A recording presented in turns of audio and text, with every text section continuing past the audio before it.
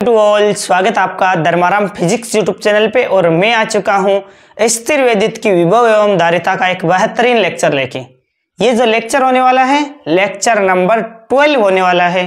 इससे पहले 11 lecture complete आ चुके हैं। यदि आपने नहीं देखे हैं तो प्लेलिस्ट में जाकर देख सकते हो। आज हम क्या पढ़ने वाले हैं, तो आज हम पढ़ेंगे आवेशित चालक के पृष्ठ पर वैद्युत क्षेत्र, या फिर आपको पूछ ले आवेशित चालक प्लेट के कारण वैद्युत क्षेत्र की तीव्रता ज्ञात करो, तब आप किस प्रकार सोल्व करोगे। तो सबसे पहले आपको प्लेट बनानी है इस प्रकार। एक समान रूप से आवेशित है तो एक समान आवेशित प्लेट बना देते हैं।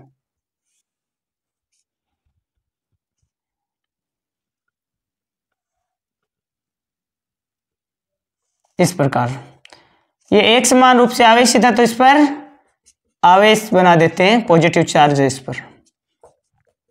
अब इस प्लेट के कारण हमें r दूरी पर वैद्युत क्षेत्र की तीव्रता की हम गणना करेंगे। तो सबसे पहले गाउस का नियम लगाने के लिए हम करते हैं एक बेलनाकार गाउसीय पृष्ठ की कल्पना। तो बेलनाकार गाउसीय पृष्ठ की कल्पना कर दी इस प्रकार। इस बार हमने बेलन केवल एक ही ओर बनाया है, दोनों ओर नहीं बनाया है, जबकि परत के कारण तो हमने इस ओर भी बेलन बनाया था। क्यों? क्योंकि परत होती है बिल्कुल जैसे जनरल एग्जांपल से समझे तो एक बुक है, तो कंप्लीट बुक आपके प्लेट की तरह या पृष्ठ की तरह कार्य करती है, जबकि उस बुक का एक जो सिंगल पेज होता है वो परत की भांति व्यवहार करता है। तो सिंगल पेज की तरह यानी कि परत आती है, तब आप दोनों तरफ बेलन लेते हो और कुल फ्लक्स निकालकर ऐड कर देते हो, तब आपको प्राप्त हो जाती है वैद्युत क्षेत्र की तीव्रता। इस बार हमने एक ही और बेलन बनाया है क्योंकि ये क्या है, ये एक प्लेट है, इसीलिए। अब हम एक तो इस पार्ट के कारण dA1 वेक्टर, इसके कारण वैद्युत फ्लक्स निकालेंगे। एक इसके वक्र पृष्ठ के कारण, तो इसको dA2 लिख देते हैं। ए क्या है? क्षेत्रफल सदिश है। क्षेत्रफल सदिश क्या होता है याद करो, मैंने आपको बताया था किसी सतह के लंबवत जो सदिश होता है उसे कहते हैं क्षेत्रफल सदिश। तो इस सतह के कारण देखो बेलन इस प्रकार होगा तो इसके लंबवत इस प्रकार हो जाएगा, और दूसरा इसके वक्र पृष्ठ के कारण निकालेंगे तो वक्र पृष्ठ के लिए क्षेत्रफल सदिश इस प्रकार लंबवत हो जाएगा। अब देखो पहले कुछ थ्योरी लिखते हैं। चित्रानुसार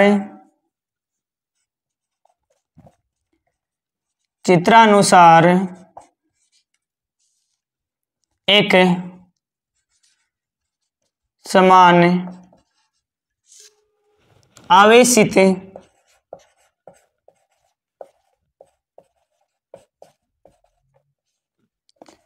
चालक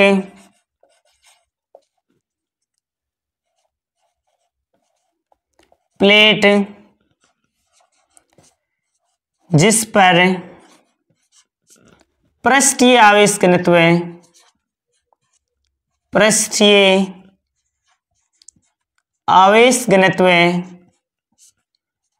बताओ पृष्ठीय आवेश घनत्व को किससे लिखते हैं? तो मैंने आपको पढ़ा रखा है, पृष्ठीय आवेश घनत्व सिग्मा है, तब इससे r दूरी पर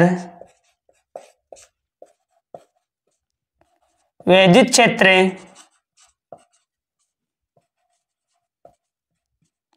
की तीव्रता की गणना करनी है।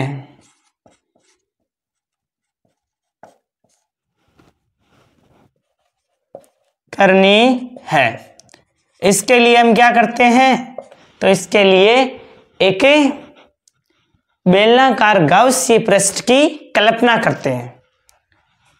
इसके लिए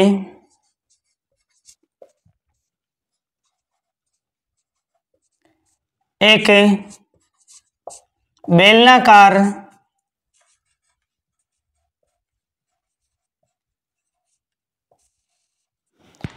गाउसीय पृष्ठ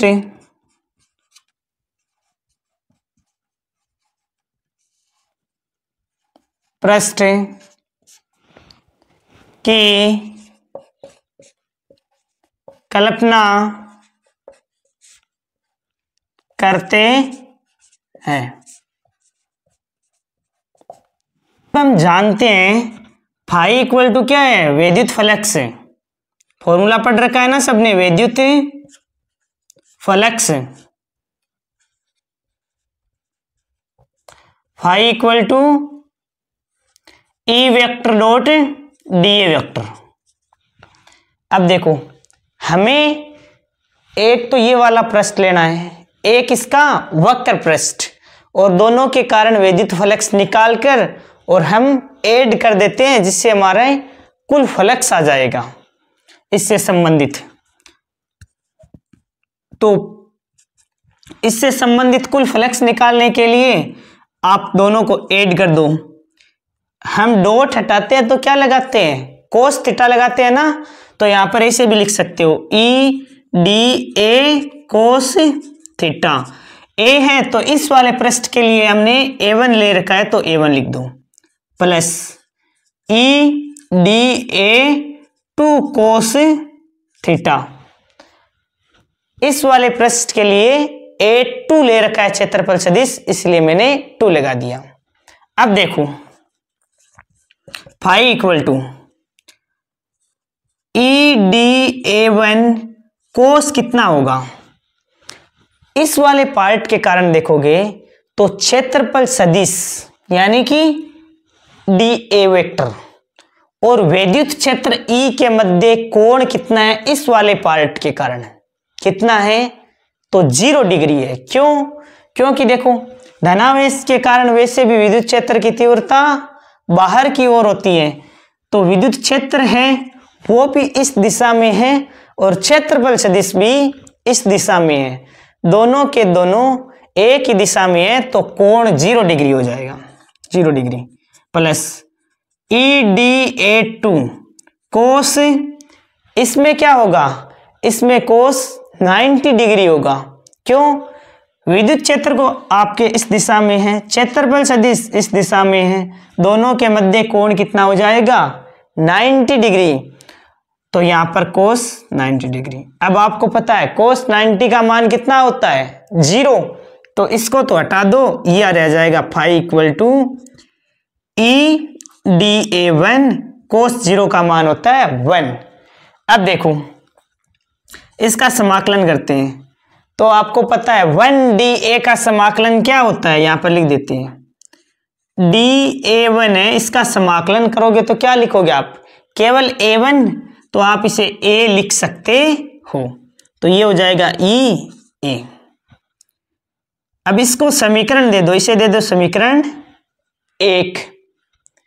अब आप गाउस के नियम से क्या जानते हो, phi equal to sigma q upon epsilon nought, तो ये लगा दो।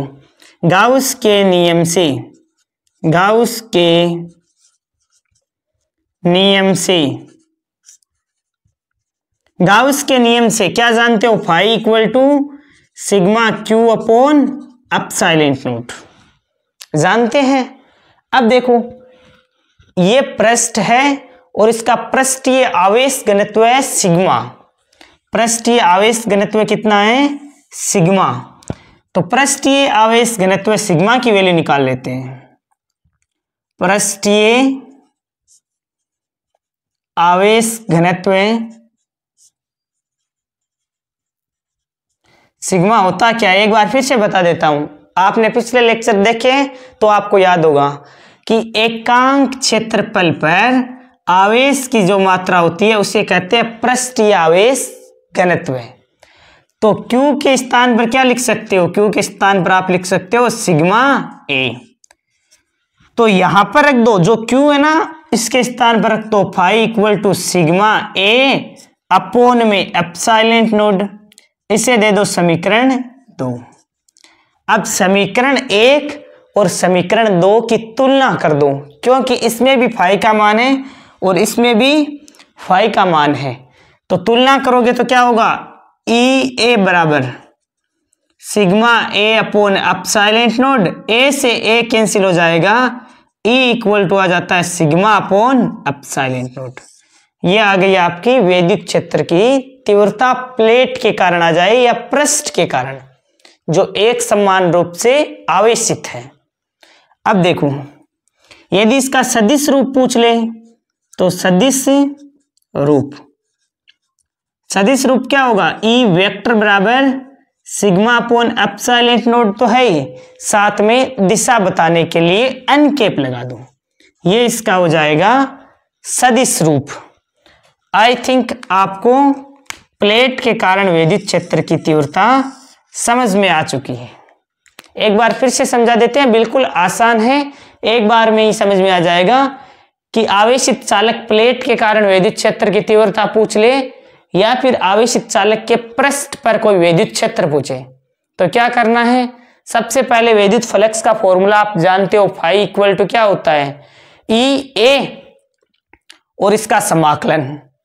अब ई vector dot d A vector ये कैसे आया, तो आप पीछे के लेक्चर देखोगे तब आपको पता चल जाएगा वैद्युत फ्लक्स के लिए। वैसे मैं आपको बताऊं तो सबसे पहले एक छोटा सा पार्ट लेते हैं, इसीलिए डी ए भाग ले लिया, ठीक है। उसके बाद में वैद्युत क्षेत्र वहां से ई होता है, तब ई vector dot d A vector, फिर संपूर्ण पार्ट का निकालने के लिए इसका समाकलन कर देते हैं, तब ये फॉर्मूला आता है। तो इसमें ई डी ए लिख दिया, ई vector dot d A vector. जब डॉट हटाओगे तो एक कोस थीटा आप लगाते हो, वही मैंने कोस थीटा लगा दिया। अब इसके में दो पार्ट थे, एक तो ये वाला पार्ट जिसे dA1 इसका क्षेत्रफल सदिश है, दूसरा इसका वक्र पृष्ठ। हमें तो टोटल फ्लक्स निकालना है सबसे पहले, तो एक ये वाला पार्ट के कारण, एक इसका वक्र पृष्ठ। इसके भीतर वाला पार्ट यूज में नहीं लेना, परत होती तो इस ओर से और निकाल लेते, लेकिन यहाँ पर परत नहीं है। परत होती ना तो ये formula E equal to sigma upon epsilon nought के स्थान पर आ जाता सिग्मा अपॉन 2 एप्सिलॉन नोट, इतना ही चेंज आता। तो dA1 वेक्टर हो गया और ये हो गया dA2 वेक्टर। अब फर्स्ट वाले में कोण 0 डिग्री रखा है, क्योंकि E और dA, E का मतलब वैद्युत क्षेत्र है और A का मतलब है क्षेत्रफल सदिश, दोनों एक ही दिशा में है, तब थीटा 0 डिग्री ले लिया।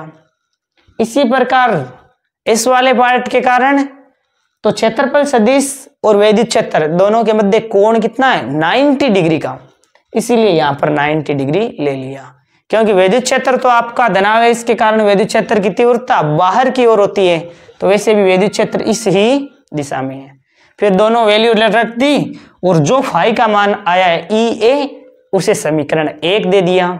फिर हम गाउस का नियम लगा दिया। गाउस का नियम होता क्या है, phi equal to sigma q upon epsilon nought. Sigma क्या है, सॉरी जो इसमें क्यू है इसका मान हम निकाल कर रख देते हैं, क्योंकि हमें पता है इसका पृष्ठीय आवेश घनत्व क्या है, सिग्मा। तो पृष्ठीय आवेश घनत्व सिग्मा इक्वल टू क्या हो गया, क्यू अपॉन ए।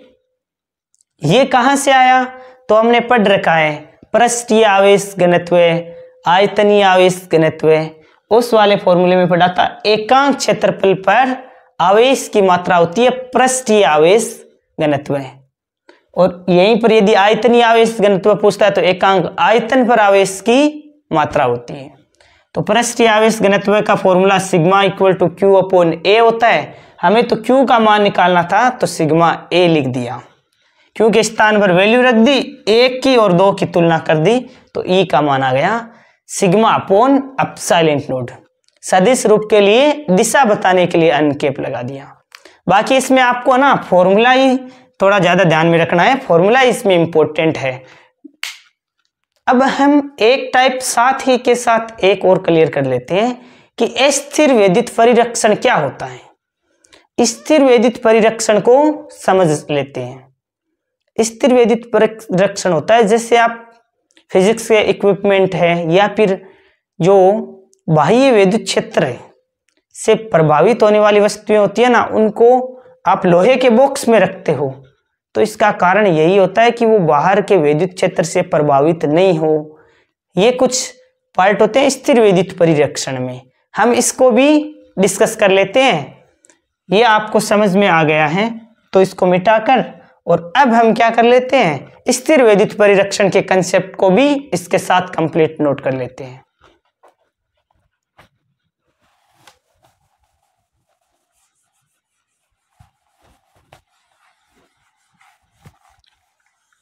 ये चालक स्थिर विद्युत की है ना, इसी का पार्ट है। हेडिंग डालो स्थिर विद्युत परिरक्षण।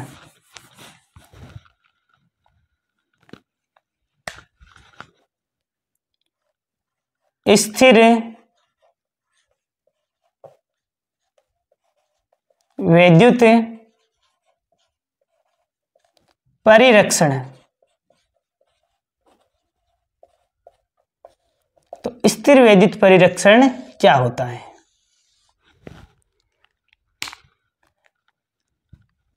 इसमें लिखो चालक के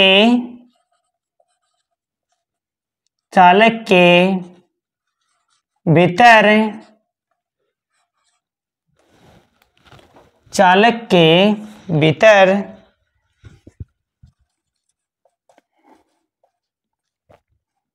किसी कोटर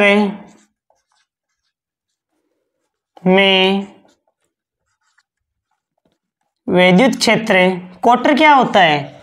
कोटर होता है खोखला भाग, जो खोखला पार्ट होता है ना उसको भी बोलते हैं कोटर, कंफ्यूज मत होना। चालक के भीतर किसी कोटर में विद्युत क्षेत्र का मान 0 होता है और इसका उपयोग क्या होता है? संवेदी उपकरणों को बाह्य विद्युत क्षेत्र से सुरक्षित रखने के लिए। तो आगे लिख लो, इसका उपयोग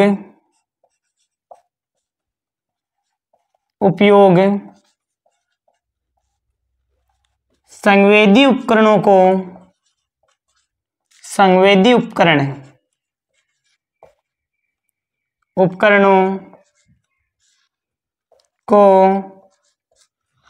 बाह्य विद्युत क्षेत्र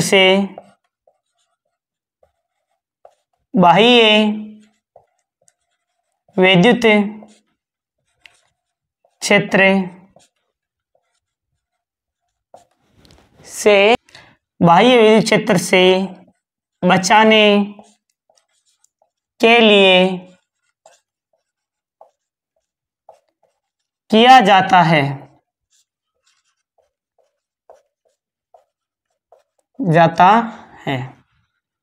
इसे स्थिर विद्युत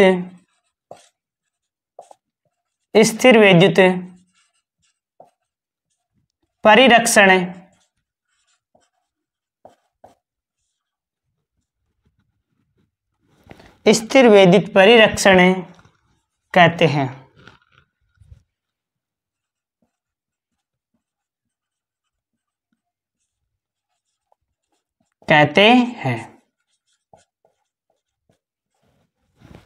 आपने देखा होगा जैसे फिजिक्स के जो इक्विपमेंट है वो एक लोहे के बॉक्स में रखा जाता है।